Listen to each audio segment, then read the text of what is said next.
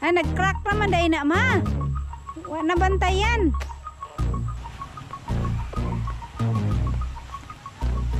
Ah, naalala yung mga kahoy, yung mga kaya no, yung mga damo-damo dyan na mahahaba, inalis niya muna para hi guys, meron pong bagong taniman ng mga gulayan si mama. Dati na niya tong tinamnan noon na ano lang, natigil lang na magtanim dito kasi mayroon siyang ibang tinamnan doon sa kaya ka-shortage yung sa palayan dati ni Japper kaya hindi rin natamnan tong dito. Pero noon may mga gulay-gulay to dito. Tapos ngayon magtatanim siya ulit dito kasi malapit lang sa bahay. So ayan, dito lang. Yan lang sa bahay. Kilala na suwer. Tapos dito, ito yung ano siya din. Noon palayan to pero sobrang tagal na ng panahon na hindi to tinamnan nila ng palay kasi ano siya, walang tubig. Kaya ang tinatanim nila dito is yung mga kamote, kamoting kahoy, tapos mga gabi. So yan, kahapon naglinis siya dito sa mga puno ng saging. Yung ibang dahon nandun na sa kawad ng kuryente. Ito nagsilab siya kasi ang ulan kasi on and off, mainit tapos biglang uulan, mainit tapos uulan, kaya ano din, paputol-putol yung gawa niya. So kahapon kaninang umaga nag-araro siya dyan. Di ko lang na-videohan kasi may pinuntahan ako ng maaga, kaya maliit lang naman kasi kaya natapos kaagad. May nilakad ko kaninang umaga kaya hindi ko na naabutan na nag-araro siya dito. Tapos ito ngayon tinuloy niya tong dito sa isang kahon, kasi isang kahon to. Ang dito kasi ang ano dito noon, mayroon tong mga kamoteng kahoy, tapos gabi. Wala kasing irrigation dito, kaya yung tubig niya nakadepende lang sa ulan. Pero pagka umulan naman, na susuk din to ng tubig kapag sobrang walang tigil yung ulan. Pag malakas ang ulan tapos sa araw-gabi nag-uulan ng ilang araw, na lalagyan, nag-i-stack din ang tubig dito, pero konting init lang din, nagda-dry siya kaagad, kaya hindi siya pwedeng tamnan ng palay. Unlike doon sa may baba, doon pwede pang matagal-tagal pang mawala yung tubig, pero dito mabilis lang talaga mawala ang tubig dito. Ayan, pati itong dito sa baba, ano din yan, may mga tanim din siya dyan. Pangit na yan dyan tamnan ng mga kamote kasi pagka yung ulan niya is sunod-sunod na bababad sa tubig, masisira yung kamote. Ang maganda dyan is kangkong at ano ba yung hindi siya madaling masira, malanta sa sa tubig. Yung doon sa baba tinrabaho yan noon, kangkong naman yung mga tanim dyan. Medyo kasi dito sa baba yung hindi masyadong maarawan kasi maraming mga puno ng nyog, mga kahoy-kahoy sa gilid. Kaya ano ba yun sa Bisaya tawag nila is halong daw. Kaya hindi masyadong maganda ang tubo ng mga ibang gulay pag itinanim doon. Kaya ngayon naman dito na naman siya magtanim ulit. Hindi ko alam kung anong gustong itanim ni mama dito, pero gusto niya itong tamnan. Ayan, inararo niya muna. Maliit lang naman siya, kaya kaya na daw niyang araruhin. Pero inalis niya muna yung mga kahoy-kahoy, yung mga yung mga damo-damo dyan na mahahaba, inalis niya muna para tuloy-tuloy yung ng araro.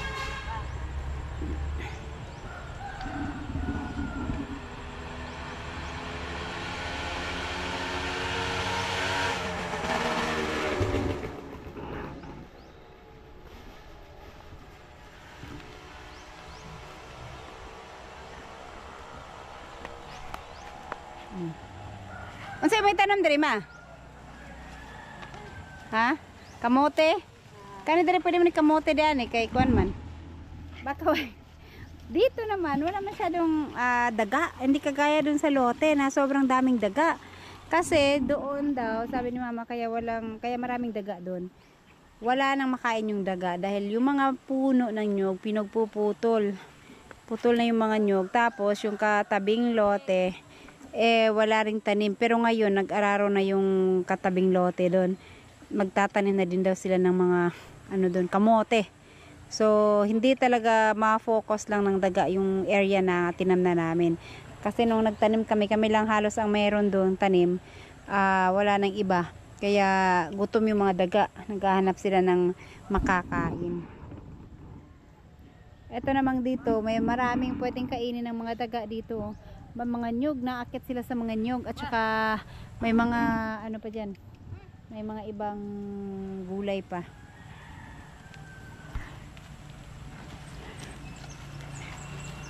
Kahi kay mahumukra. Gani.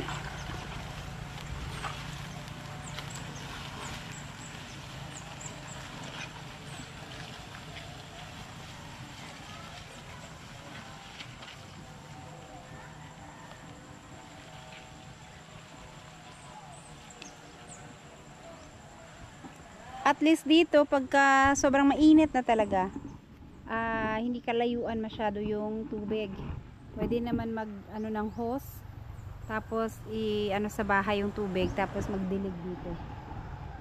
Pero ngayon naman ang panahon is panay ulan, kaya baka makatanim pa na may ulan pa, hindi na kailangan magdilig.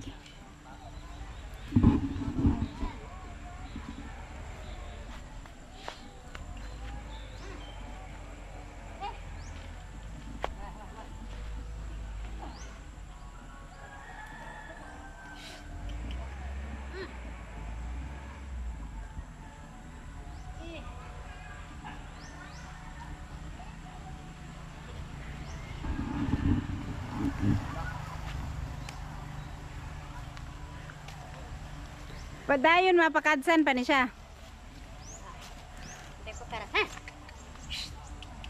Antay dugayon pa man siya no, magantay pa man og pila ka kuan. Tangkong na lang itanon mo dani ma. Tangkong ba tangkong? Kangkong.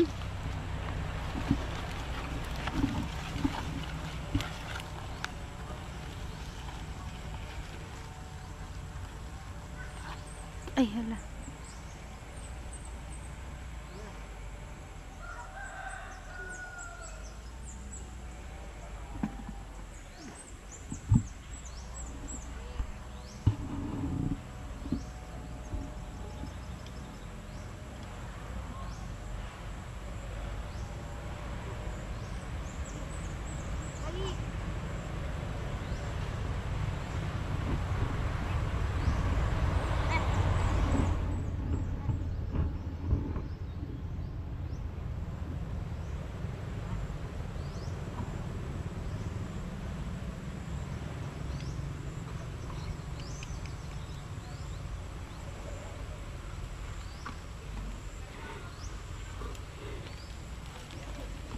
Maganda mag-araro ngayon kasi hindi siya mainit.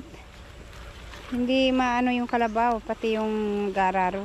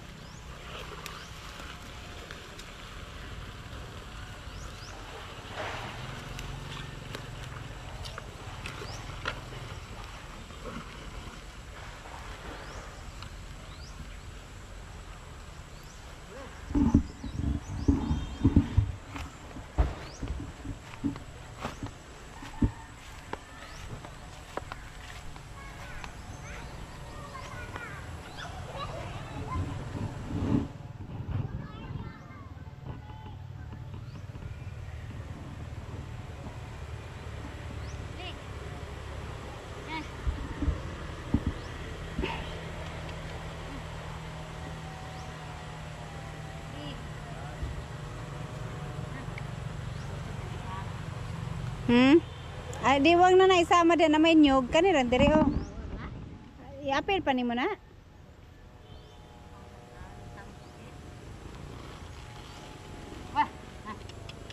Hinay na good. Na, hinay. Hinay lang, kabaw. Yung mga tanim na alugbati ni Kuan o ni Kabangas, grabe ang tataba.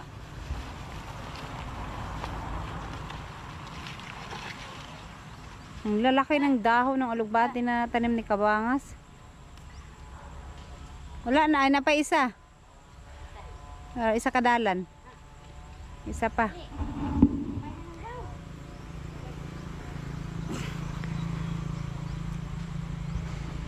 Last na lang, kalabaw.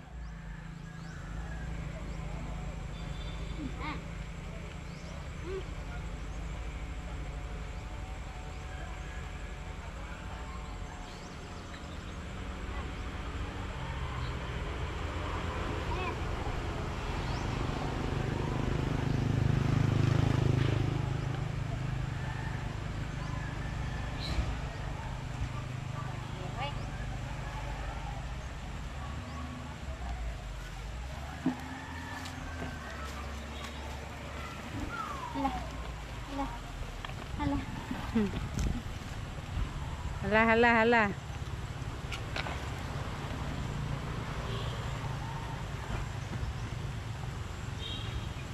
Ayun.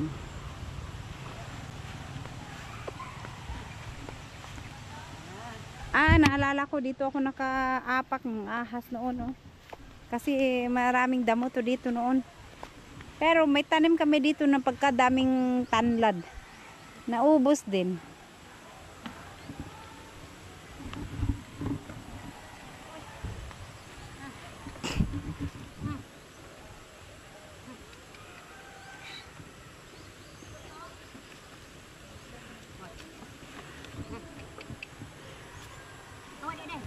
Hoy.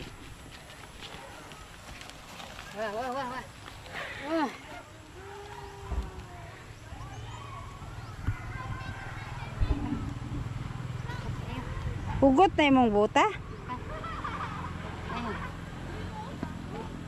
Hugot kayo ba rin? Dapat yung buta mo, wag mo yung ganyan kahaba. Karong. Hirap ilakad yan. Hinay lang good ba? Kasi maiksi lang yung tuhod ng mga talampakan. Lalala.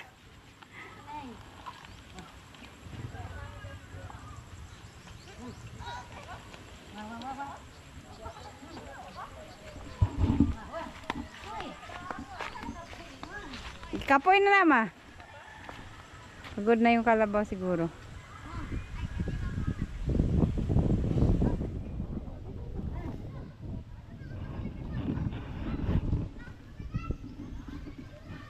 Ito pagkaararan niya nito, palipasin niya muna to ng mga ilang araw para lumambot daw yung lupa. Kailangan maano siya, lumambot siya, tsaka tanggalin yung mga damo na nandyan sa ibabaw.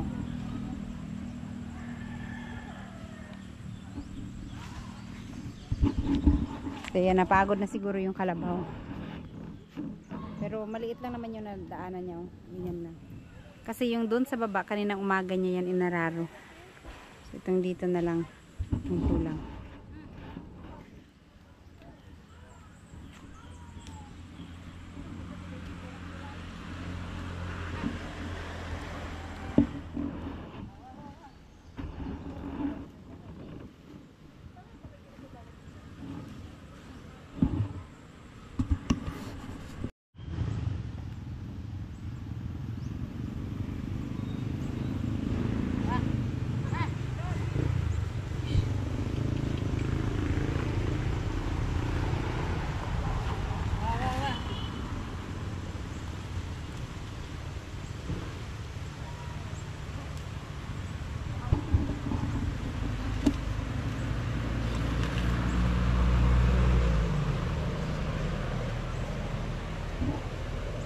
Unsa na yung dari mapuno sa nyog? Ito yung na ano na natumba nung lumakas ang hangin.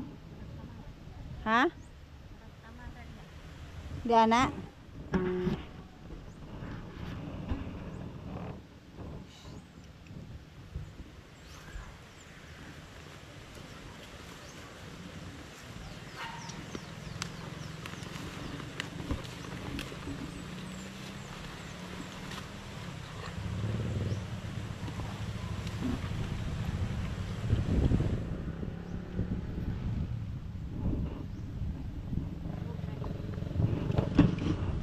Kumain na lang kayo, okay na lang.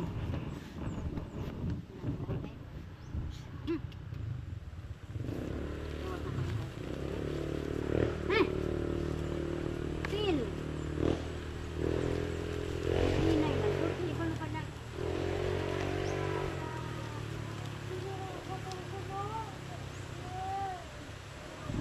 Yun.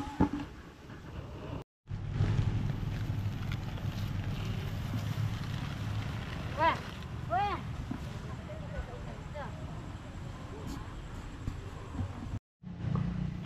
Ayun guys, paanohin muna ni mama, pagpapahingahin muna niya kasi gusto na talaga pumunta doon. So ganyan kalaki yung naararo niya ngayon na ganyan lang. Pero saglit lang, napagod na rin yung kalabaw. Pagod na rin si mama. So ito na lang yung kulang, konting-konti na lang din yung kulang. Tsaka itong dito sa kabila. Ito kasi, nung sobrang lakas ng hangin, natumba to. Hindi ko alam kung saan banda yung ulo nito. Basta ito dito, nabuwal siya, nabuwal kasi nakaslant na tong puno na to, kaya nung hinangin siya natuluyan na lang talaga. So eto, malalaki pa yung ano, pagka hindi pa masyadong na pino tong naararo ni mama, kaya sabi niya pagka nag-araro usually dapat 2 beses or 3 beses para pinong-pino yung mga ano, lupa. Pero dapat paanuhin muna, palipasin muna ng mga ilang araw. Kaya din doon. So yung ko sa kanya, kung ano itatanim niya, baka kangkong or ano man, mga gabi, kamote ba kaya. Ito dito sa taas pwede, pero yung doon sa baba hindi pwede kasi nai-stack ang tubig doon. Kaya malalanta yung kamote pag naglaman man siya. Alright, so bukas ulit at ito muna yung aayusin ni mama na kanyang garden para pagka hindi kami napuntang lote, at least dito naman may malapit lang. At saka yung sa lote naman, inaantay pa namin na ano, patagalin namin ng konti, baka maglaman pa yung mga kamote doon. At saka yung luya is ano pa yun, matagal pa yun. Dito lang pala yung tulugan yung liguan ng kalabaw na ano yung tubig dito. Magyon sa manigi bugwal ni or ning ana ra gyud na siya daan. Kana ba nahimo mong tunaan? Kalabaw ang may ano gawa niyan. Maliit lang na ano, tapos naging malalim na. Ginawa niyang liguan para malamigan siya.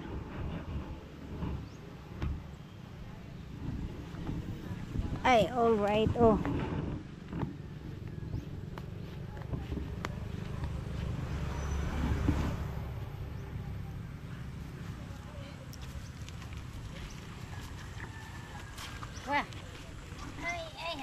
Ay. Tulog ligo na.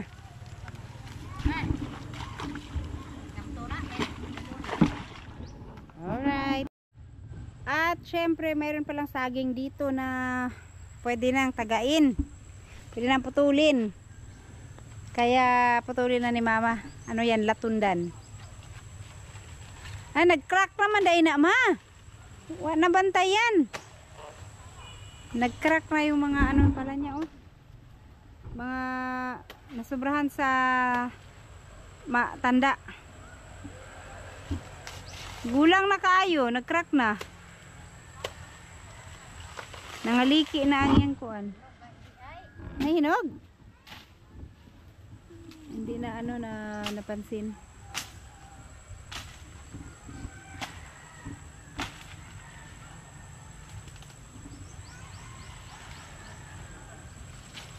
Nahinog, ikaw langgam no? Sabi ko sa'yo may mga daga din dito. Pero ano, marami silang nakakain.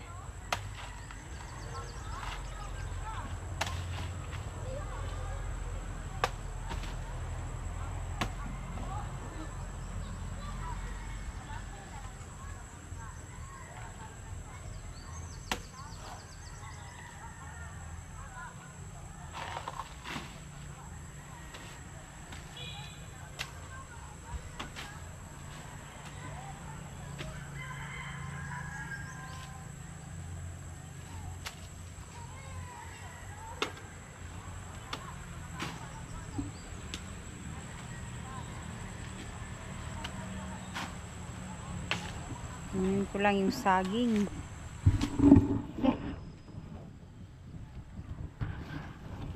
Ada na. Apa dari? Kinain ng ano oh. Daga naman oh. Kinain ng daga. Ay, ibon. Ibon o manok? Ini daga lang yan na. Daga na. Ibon paano ka oh. Hinog no? Tinog. Kani hilaw pa man. Kinain na. Jesus, sayang. Ito, mayroon pa naman natira. Yeah. So, uwi na tayo at hapon na.